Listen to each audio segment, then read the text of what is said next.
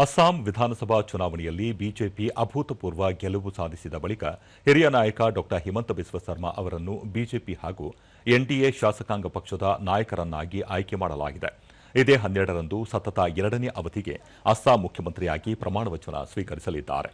ಗುವಾಹಟಿಯಲ್ಲಿ ಇಂದು ನಡೆದ ಬಿಜೆಪಿ ಶಾಸಕಾಂಗ ಪಕ್ಷದ ಸಭೆಯಲ್ಲಿ ರಂಜಿತ್ ಕುಮಾರ್ ದಾಸ್, ಬಿಸ್ವಜಿತ್ ಡೈಮರಿ ಮತ್ತು ಅಜಂತಾ ನಿಯೋಗ್ ಸೇರಿದಂತೆ ಒಟ್ಟು 8 ಬಿಜೆಪಿ ಶಾಸಕರು ಹೇಮಂತ ಬಿಸ್ವ ಸರ್ಮಾ ಅವರ ಹೆಸರನ್ನು ನಾಯಕರನ್ನಾಗಿ ಪ್ರಸ್ತಾಪಿಸಿದರು. ನಂತರ ಹಾಜರಿದ್ದ ಎಲ್ಲ ಇತರ ಶಾಸಕರು ಈ ಪ್ರಸ್ತಾಪವನ್ನು ಅನುಮೋದಿಸಿದರು. ಬಳಿಕ ಎನ್ಡಿಎ ಕೂಟದ ಅಸ್ಸಾಂ ಗಣ ಪರಿಷತ್ ಎಜಿಪಿ ಮತ್ತು ಬೋಡೋಲ್ಯಾಂಡ್ ಪೀಪಲ್ಸ್ ಫ್ರಂಟ್ ಬಿಪಿಎಫ್ನ ಶಾಸಕರನ್ನು ಒಳಗೊಂಡ ಜಂಟಿ ಸಭೆಯಲ್ಲಿ ಹೇಮಂತ ಬಿಸ್ವ ಸರ್ಮಾ ಅವರನ್ನು ಎನ್ಡಿಎ ನಾಯಕರನ್ನಾಗಿ ಸರ್ವಾನುಮತದಿಂದ ಅಂಗೀಕರಿಸಲಾಯಿತು. ಈ ಔಪಚಾರಿಕ ಪ್ರಸ್ತಾಪಗಳ ನಂತರ ವೀಕ್ಷಕರಾಗಿ ಆಗಮಿಸಿದ್ದ ಜೆಪಿ ನಡ್ಡಾ ಶಾಸಕಾಂಗ ನಾಯಕರ ಹೆಸರನ್ನು ಅಧಿಕೃತವಾಗಿ ಘೋಷಿಸಿದರು. ಶಾಸಕಾಂಗ ಪಕ್ಷದ ನಾಯಕರಾಗಿ ಆಯ್ಕೆಯಾದ ಬಳಿಕ ಹೇಮಂತ ಬಿಸ್ವ ಸರ್ಮಾ ಲೋಕಭವನದಲ್ಲಿ ರಾಜ್ಯಪಾಲ ಲಕ್ಷ್ಮಣ್ ಪ್ರಸಾದ್ ಆಚಾರ್ಯ ಅವರನ್ನು ಭೇಟಿ ಮಾಡಿ 102 ಶಾಸಕರ ಸಹಿಗಳನ್ನು ಒಳಗೊಂಡ ಪತ್ರದೊಂದಿಗೆ ಹೊಸ ಸರ್ಕಾರ ರಚನೆಗೆ ಔಪಚಾರಿಕವಾಗಿ ಹಕ್ಕು ಮಂಡಿಸಿದರು.